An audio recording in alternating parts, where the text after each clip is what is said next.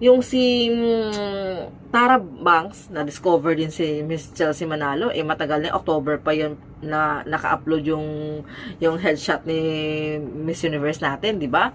O, nang kailan lang siya nag-comment, si Miss Tara, na yun nga, yun ang comment niya. Get it, girl. O, di ba? So, pati siya, sikat na sikat yan si Tara Banks, di ba? O, pati siya, na-appreciate niya rin ang beauty ni Miss Chelsea Manalo. So, alaki ang mostly naka-discover talaga kay Chelsea Manalo, nakapag-appreciate sa kanya ay mostly pa talaga yung mga ibang bansa at lalo pa mga sikat pa ha. And of course, itong host ng Miss Universe, isa din siya na appreciate din at talagang gustong-gusto niya din si Chelsea Manalo kasi mag-project naman kasi si Chelsea Manalo. Parang walang kahirap-hirap ba? Baka sanay na nga siya, 'di ba? Dahil nagmo-modeling si Chelsea Manalo. Pero kahit na, parang napaka-easy lang talaga sa kanya at nakikita kasi natin yung queen natin, chill lang.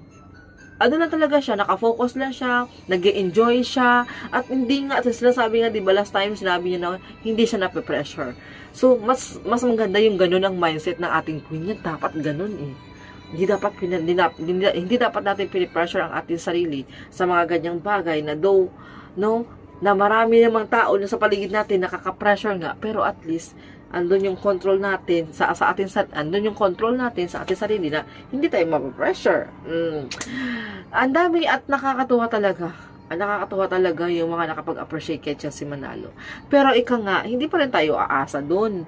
Hindi pa rin tayo nasabi na dahil na mga sikat ang naka-discover kay Miss Universe Chelsea Manalo ay malaki na ang puntos na makaano tayo na papasok. Pero syempre, para sa akin, positive pa rin ako.